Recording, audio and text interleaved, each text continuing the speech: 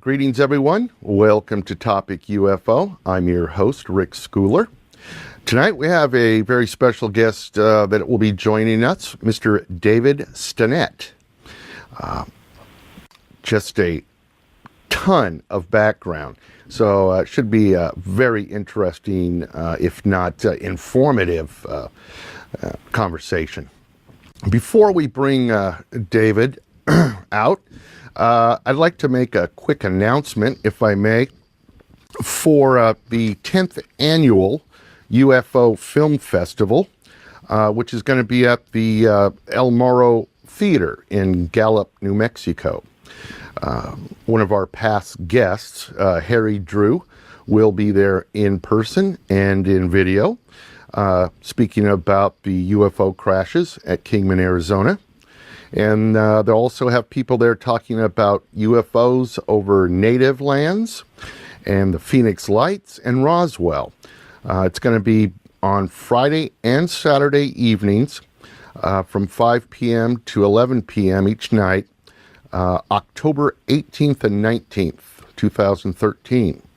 So if you're anywhere near Gallup, New Mexico, and you want to check it out, it sounds like it'll be a great couple of nights. All right, on with the show. Tonight's guest, Mr. David Stinnett. He is the director of the New Jersey UFO Conference. He has some 30 years of UFO field and archive research under his belt. And I've seen him referred to on the internet as the Mac Daddy of Eastern ufology. Now, I'm taking that as Eastern United States. So, ladies and gentlemen, would you please welcome Mr. David Stinnett. David, are you with us? Yes, I am. Thank you for having me, Rick. Oh, thanks for coming, David. I really appreciate you taking the time. You've never heard yourself referred to as the Mac Daddy, huh? Yeah, I think somebody had said that, and I get a giggle every time somebody uses that, but it's very kind to say the least. It's kind of stuck, huh? Whether you like it or not. Yeah. So listen, David, just to kind of kick things off here, 30 years in the biz, so to say. What was it that originally got you interested in ufology, and what was it about ufology that's kept you so engaged for, 3+ decades now? Yeah, I always say that my generation, I'm getting close to the 50 mark at this point in the game, but our whole generation grew up on, ghosts, Bigfoot, and UFOs. And I have to admit that, unfortunately, he's become a good friend at this point in the game, but Ted Phillips, as a kid, I thought he had the coolest job in the world. He gets to go out and chase after UFOs and get trace evidence, and I just thought that was the greatest thing in the world. But and you're spending a lot of time with Ted these days? Yeah, well, I was Ted and I are.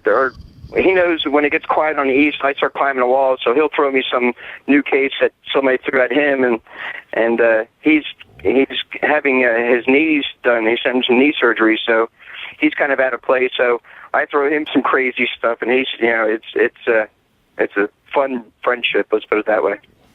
So when you were younger and you saw what Ted did, you had some aspirations at that point to get into it, huh? Yeah, I mean, it was funny because that was just about the time, like the Travis Walton case was kind of, hitting it. So that was a big thing, and some family members and friends were able to go to some of these conferences, and they were telling me about it. And by that point in the game, I think I was, going through every UFO periodical and reading every UFO book that was, that was being put out on the market at that point in the game. And now 30 years later, you're still very much involved. Looking back over those 30 years, what would you say, if you had to pick one thing, what would you say is the most, I don't know if this is the right word, but the most prolific UFO sighting or activity over those 30 years? If you had to pick one. First two come to mind would be the Travis Walton case. Second one would have to be the Bentwaters case. Yep. I would definitely agree with you there. The Bentwaters case is just so documented. I mean, when you listen to that tape, that audio tape, it's almost like you're right there with those guys. It's just extremely, almost scary, Well, it's funny because I had Jim and John speak at my conference this spring, and it was their first Eastern lecture. And they know that I'm probably one of two guys in the United States that have all the information on their case. I've been following it from the get-go. I know who's saying what, who's not saying what. I've had Larry speak at our conference very early on, Larry Warren. And we've become friends with those guys. And it's funny because at the last conference, when I was taking them taking them back from the airport when they came, they were inquiring about, what kind of research I was doing right now. I said I kind of bridged out of the whole alien thing and started moving into more of the, going into the ancient biblical text, the Tanakh and the Book of Enoch and Jubilees and the Book of Jasher and stuff like that. Because I think after you've been in this for a while, you realize that the whole thing, and I have to give it to Valet, the deception that runs around this and all through this field and all the subsequent fields like ghosts and paranormal stuff, it's just a strange thing. Dr. Lear says, it's not the fact that we know that they're here. The real question is one of these things can land in the middle of the highway in rush hour, and people will be calling on their phones, calling PennDOT or New Jersey Dot and saying, get this thing out. Can somebody get this thing out of the road? Because we got a Knicks game to watch. And it's like everybody's glance goes right by it, and it's just that's the psychological stuff I got into late. What I realized by being out in the field was pretty much a lot of the stuff that I was filming out in the field, a lot of these hot spots wasn't what they're talking about at the UFO conferences. So I'm just like, this isn't syncing up for me. So I totally understand where you're coming from because, David, I am a relative newcomer to this field. I've been doing this show now for almost 2 years, and I came in, I would say fairly open-minded, fairly unbiased. And I've had people on my show, such as L.A. Marzulli, and others that speak about the ancient biblical text side of it. And although I am not a religious person, there's just no overlooking some of the facts. Would you agree? I mean, they just seem to match up. To be honest with you, I've been doing that for almost 20 years now, and that is almost as fascinating as the UFO field itself. It's, in some respects, it's even more fascinating because you realize that when you really start digging into this stuff, and LA's one of my friends, and I kind of mentor through Chuck Missler, and Chuck's a physicist. He's a minister. I mean, he's run defense companies. His defense company built the electronics for the B-2 stealth bomber. I mean, crazy smart people, crazy good researchers. And you come to realize when you start digging into stuff that, most of the stuff that you were taught at church by and large as a kid or told by your folks isn't what the original translations are saying. There's a big difference. I always say there's a big difference between go forth and multiply and go forth and repopulate. There's a grammatical difference there. And then once you start digging into some of that stuff, you realize And I always call it 360-degree ufology, because you're covering the white papers, the parapsychological stuff. You're covering the ancient civilizations and the ancient architectures and every aspect of it. It all touches all this stuff, and it just you realize that there's a lot more going on here. There's a bigger agenda at play, and where do you go, to find anything about deception? And those texts are it, Yeah, I agree.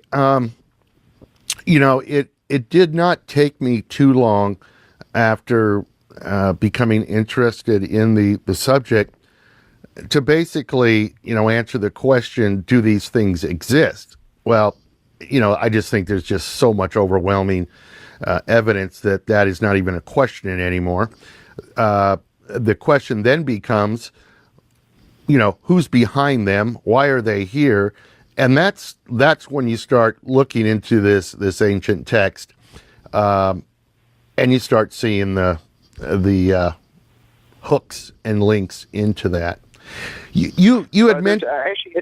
Go ahead. I stumbled onto a researcher, and he was an ex-MUFON guy, and I guess then he went all kind of love and light, and all that wasn't working out for him. It's kind of almost the same thing as LA's testimony on it, but yeah, I guess he got saved, and so he does ufology from a biblical point of view, and what he was found is that the abductees that he deals with in his research, that when they call out the name of Jesus in the middle of an abduction, they stop immediately. And that tells a lot of us, or some of us at least, that this is an alien. This is something entirely different. This is from a spiritual realm, which is where this seems to have to be, because it's so opaque. It's here, it's not here, it's tangible, it's intangible. There's a lot of aspects to it, And let's just, for the sake of conversation, let's just say that that's true. Then what does it say about these objects that are being captured in the sky via regular videotape, via night vision technology? Why would these entities, or whatever they are, why would they even need a ship? You know what I'm saying? Or a craft? Yeah, I mean, well, LA says, well, maybe they had their wings clipped, But if you go back to those ancient texts, they were super scientists. These guys were showing us how to pull, whatever these spirits, whatever these fallen beings were. They were showing mankind how to mine, how to get, how to bring the metals out of the earth. And stuff. There's stuff right down to teaching women how to make makeup and how to apply it. And you got to realize that these texts are, conservatively, 8,000 years old, and that's probably a very conservative estimate. But this is way back in antiquity. But somewhere way back in antiquity, somebody had some pretty heavy-duty technology, and we see that all over. I mean, you get David Hatcher Childress and those guys and the guys from Ancient Aliens, and you can see stuff like Baalbek, and we don't have anything that can cut stuff like that and as precise and move it, much less. Right. I mean, there's Graham Hancock says there's a missing part of our history, and he's absolutely right, and I've always thought that as a kid. Yeah. And do you think that that missing piece of history is missing purposely? Or do you think it was just lost over time? It's been lost over time. The problem is that, and I always call the ancient text, or at least the biblical ancient text, part of the ufology, that's the real truth embargo. Because the thing is that these texts were written as history books, by and large, to keep the next generation apprised of what was going on behind them and what happened. I mean, the Bible pretty much, especially the Hebrew part of it, is the only written record, basically, where they're not sitting there saying how great they were, this, that, and the other. They're actually showing what they did and how they screwed up, and they screwed up all the time and repeatedly, and they capture all that stuff. So not only do you lend it more credence, but two, let's face it, it's the oldest history book that we have, and pound for pound, it is the most accurate history book that we know of. And that book is telling us, and when you start digging into this stuff, you really come to understand. I always thought it was allegory and myth and this, that, and the other. The people in those books, the people writing those books, and they tell you right out, even the early church fathers, that this is not allegory. This is to be taken literally. I mean, even in the New Testament, the apostles say, let your heart not be troubled, because we're telling you this because we saw it firsthand. This isn't a secondhand. This isn't a storytelling. We were there. It happened in front of our eyes, and that lends it even more credence. So when you start going through those, you start taking what they say literally, and once you start doing that, all the stuff that we can't explain now seems to slip in a bit better. Wow, amazing. Now, you had mentioned Dr. Lear, the podiatrist who has become known as the doctor who removes these implants. What are your thoughts there on these implants? Yeah, that's some fascinating stuff. If I have to go by his results, I mean, he's saying, free-walled, carbon nanotubes. I know that I'm aware that we're able to make those now, or maybe make something, maybe two-walled or something along those lines. The problem is that black tech and white tech are, 100 years apart as far as I'm concerned. I mean, there's the stuff that's done in the government labs. It's not what goes on at Princeton or Caltech or stuff like that. It's they've got the best and brightest, and they've been working on a lot of crazy stuff for a very long time. I remember the first time I saw a show regarding Dr. Lear.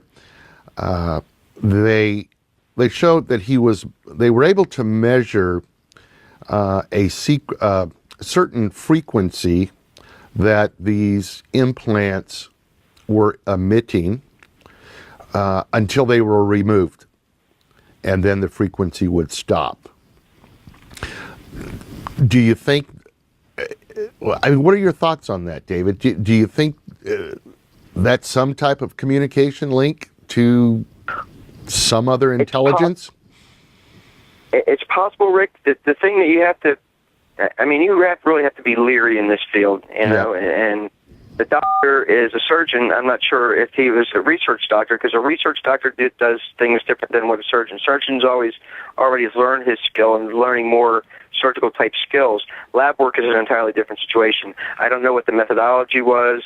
I don't know what they were using to pick up those broadcasts. So I kind of take it on account type of stuff. Right.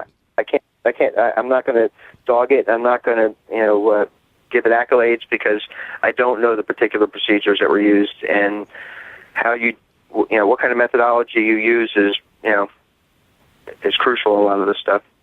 I've always been fascinated that Dr. Lear doesn't get more media attention than he does. Of course, the media, at least the news media, tends to shy away from the whole UFO subject, but with the things that at least he's claiming, you would think that someone would pay a little more attention. I'm not sure. Well, let's face it, his Turkey UFO video footage, we've all been looking for a smoking gun. That's pretty smoky if I have to call it from the cheap seats. But the Turkey UFO, if anybody hasn't seen that, you go to YouTube and put it in Turkey UFO, and it is some pretty dramatic footage. And I have friends who are, guys who are into that part of the research, into that specific case, and they're just going crazy because they don't know why this isn't like the biggest thing next to sliced bread.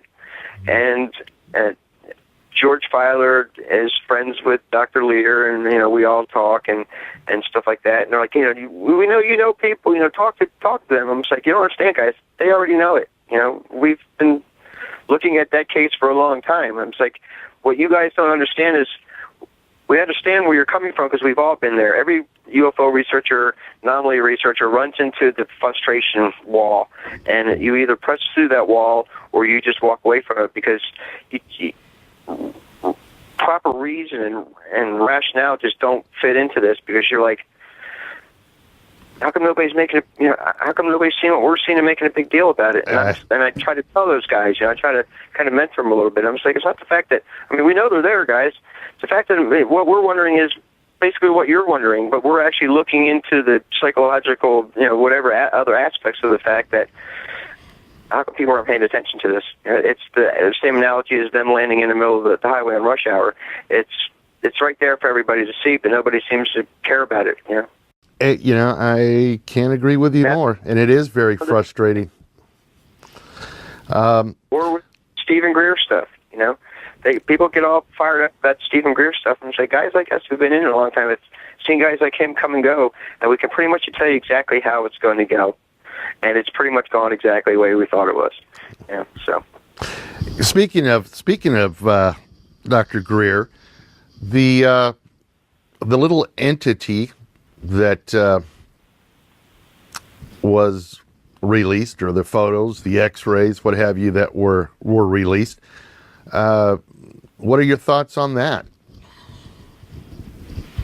The labs in California said it was human. Is that right? The labs did come back and say it was human DNA? They had it in the serious movie. That's what pretty much what they, as I remember, what they closed with was the USC guy was saying, it's human DNA. So, but there's multiple versions of that all over Mexico and little places down there. That particular one is not terribly unusual. I think in 1953, there was a guy who was taking one around in kind of a freak show situation, and it was something very similar to that. So, unreal. So, what are you doing these days? What are you spending your time on, UFO wise? Well, I just got back last month. Steve Pierce is one of the crew members from the Travis Walton case. Yes. And Steve is a good friend of mine. I actually pulled him out of the shadows and got him to come out and talk to people about the incidents at my UFO conference. And I am the relatively new director of the New Jersey UFO Paranormal Conference. And so I was out there with Steve, and we were going to do some filming down in the Four Corners area, but Travis needed Steve for a day to do some filming for a little documentary that I guess MUFON was putting together. And so basically, we ended up not going to the Four Corners, but I spent the day going to being taken to the actual site, which is kept secret, of where it happened.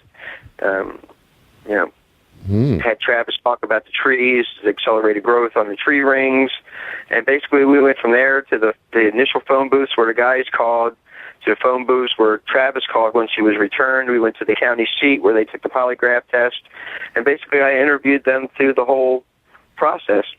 And well, don't tell us too much, because coincidentally, I just talked to Steve on the phone a few days ago, and he's planning to be a guest on the show here in a couple of weeks. That case, probably one of the most bizarre cases. We don't have any other cases like that documented, do we, as far as somebody being gone that long? Not that long. And it's funny because Steve and I were driving back, and it was a 10-hour run from there back to Utah. But there's parts of that case that stick in my craw, and you can pummel these guys with questions and try to wheedle from every little angle. And guys like me who do field work, we've studied body language and micro expressions, so we're trying to see what they're telling us when they're not telling us anything, or while they're telling us something. But they all seem sincere. Kenny Peterson, if you saw I think it was Alien Mysteries or one of those new shows he had out, but Kenny Peterson was one of the crew members. And Kenny Peterson starts breaking down in tears saying, can you imagine what it's like being a 20-year-old kid and you're scared to look out the window because you're going to see one of these things? And it still affects him to this day. But the reason I was there is because Travis was talking for the first time in Snowflake, the little town where everybody made fun of him. And I wanted to be there to film it. but I also tried to want to get as much of his crew there as possible. And we did get a fair amount of his crew there, but the people were willing to listen now. It's been some time, and everybody's heard about it. So, but times have changed. Times have changed, I think, with this whole subject. People have gotten used to it. That's for sure. Yeah. I mean, we're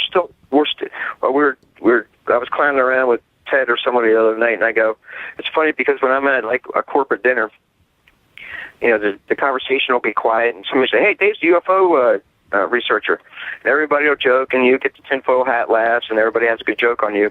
And then when everybody gets up from the table and start mingling, every one of those people will make their way to me and give me their account. I completely understand that. Completely. But I've also been out in western Pennsylvania. Allison Cruz is a friend of mine. Okay. Back in 2008, I was in Washington Crossings in the morning time, and I was headed up to the State College area, and two huge ones. They're just big and orange. They had big orange, fields around them. Came right across the Veterans Cemetery right in front of me, and I remember thinking, like, damn, I don't have my camera. So I started tracking those across Pennsylvania, found what the ones that they looked like, and saw Allison Cruz and realized she had an active area, and all the local UFO groups were basically beating her brains out, but they weren't going there to see what was going on. So I went out there, checked it out. She has an active area, and it did get quiet for a little while, but it started ramping up. Because usually a hot area will be hot for a couple of years, and it kind of cools down, and then it'll be kind of sporadic from there on in. But I have a feeling that this stuff is going to really start popping, and it has. And I told her this, I don't know, about 6 months ago, and her area is lit up again. So I've been out there filming, and we've got other independent researchers out there, and everybody's filming the crazy stuff. So. And why, David? Why did you feel, or why do you feel that activity was going to increase or will increase? Yeah, I don't really know how to describe it. I think when you've been doing this for a while and you've been around them for a while, and I know other researchers know it as well, but you start getting intuition about it. Right. Early this year, I was on back roads, and I have a kind of little small hot spot here in central New Jersey, and I just had one of those weird feelings. And I came up, and I was on the back roads. I came up over this hill, and just as I come down to the hill, there it was. I mean, in full manifestation, just sitting there over the road, and I'm like, there you are. And so I pulled over to the side, and by the time I got my camera out, and I actually used my Android camera phone, it has HD, and it didn't do too bad of a job, but by the time I got the phone on it, it was 3 or 4 telephone poles up in the air, and it was just sitting there. And after, it was a pretty good run. It slowly started making its way to the left and flipped out, just like they usually do. Wow. Well, listen, but you get a sense for it, and I just have a feeling, especially when you're going through all this biblical stuff, you realize that I think the one thing that differentiates the Hebrew and Christian Bible from every other religious text in the world is its prophecy.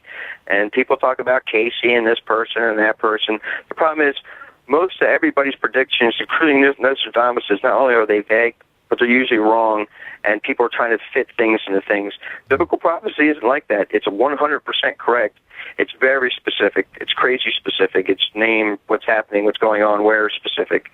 So when you start getting into that narrative, I mean, they say, the generation that basically saw Israel become a state is the terminal generation. That generation will see basically all this really crazy stuff starting to happen, and it seems like, it's right on schedule.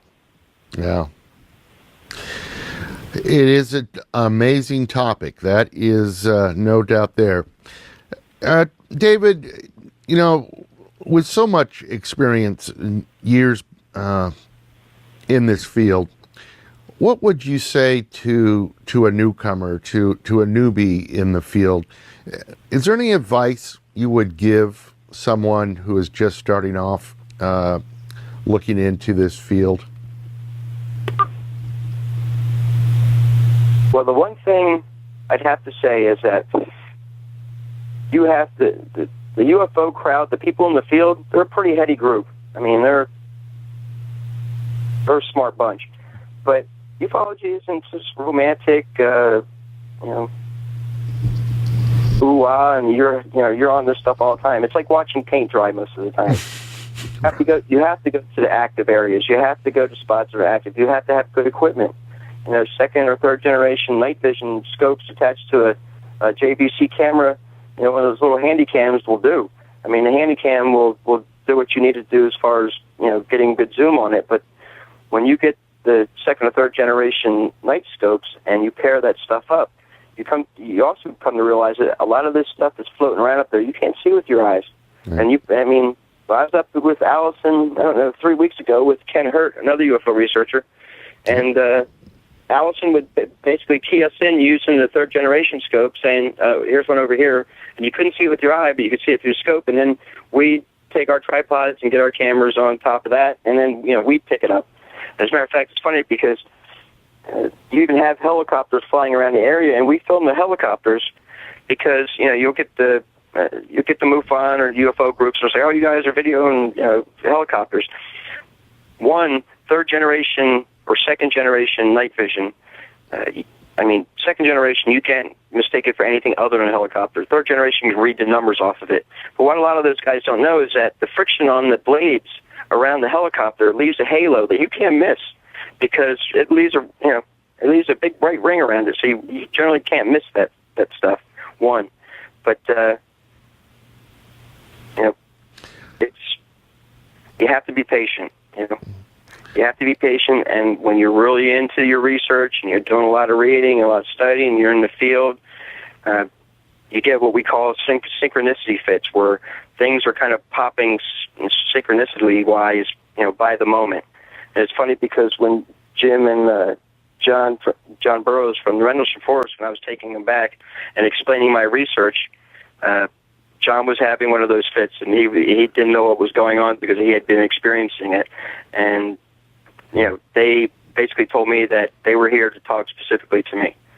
And there's stuff about what I talk about and what I am researching that is dinging a lot more people than I thought it would ding. I mean, there's a lot of people, a lot of very high-level people, a lot of high-level researchers, abductees, contactees, who have seemed to feel that this branch of research is on the money. I mean, I get the parapsychologist because I'm running different UFO conferences. It's no fluff, really. It's meat, potatoes, researcher-based type stuff. But my next spring one is going to be a real barn burner. And the parapsychologists that used to work in those labs in UCLA and out west and in Princeton, those guys are also my friend. And they're like, you're on the cutting edge of what's going on this whole subject, So wow. I get a lot of good support from the guys who've been in it, and I've been fortunate because in New Jersey, the UFO conference here has had, like Graham Bethune and George Filer and Pat Marcatilio and George Hansen. And, we've had, Bruce Cornett. We've had some great guys to kick brains on. But, the other face of that is you get to actually know these guys. You're breaking bread with them. You're crashing at places. You're sleeping in cars, and you're camping, and you're doing all the stuff. So you get to know the character of these people as well. So, wow, you know who to stick around and who to discard pretty much after a while. Excellent. Well, thank you for that, David. Unfortunately, we've gotten down to the end of the show, but I wanted to ask you if people watching this would like to know more about you and the work and research that you do. Is there somewhere on the web that they can reach you at, or yeah, I've got a couple different sites. If you want to check out some of my latest YouTube videos, and I've just started posting up on YouTube. I've been thinking about putting some of my old research up there as well, but my YouTube channel name is UFO Junkie David, and that's all one. It's UFO Junkie David, and you can see some of the recent stuff I caught in Murraysville, some of the interviews I did with Steve Pierce and Travis Walton, and some of the stuff I've caught here in Central New Jersey, which is pretty compelling. And then if you want to check out my conference website, my bio's on there. I don't really put a lot of my research up there because, there's a lot of books on UFOs out there. I think most of it's, a large portion of it's nonsense. A large portion of it is just speculation. And so I haven't put anything down yet, but I think, I'm due to get something together and, Gotcha. put my spin on it out there. But if they want to read my bio and see who's speaking at my next conference, which is November 9th at Hamilton Hilton, they can go to www.njufoc.com. And, next conference I have Linda Howe speaking, Grant Cameron. I have Jose Escamilla speaking. I have Mike Stevenson, who's the paranormal man. He does real paranormal research and EVP, comparisons and analysis and stuff like that. And I think George Fowler is going to be speaking. He's got some new stuff to talk about on Mars structures. So we may actually have George coming and speak for us again. Great. And now this is November 9th, and where does that take place? It's at the Hamilton Hilton in central New Jersey. It's right outside of Princeton. Okay, excellent. Well, we'll definitely give a shout out for you as we get a little closer, too. Well, listen, David, just an absolute pleasure to have you on tonight. I can't thank you enough. I hope you continue with your research, and I'm grateful that there's people out there like you, that have been in this UFO world for so long. That we need those types of people. So, well, thank you very much, Rick, and thank you for having me on your station. All right. Well, listen, Dave, have a great evening, and we'll stay in touch. All right, fantastic. Okay. Thanks, Dave. Bye-bye. Thanks. Bye-bye.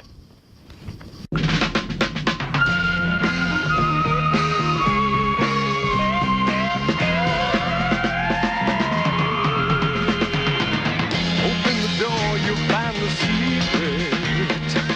To find the answer is to keep it. You'll believe it when you find something screaming across your mind. Green slime.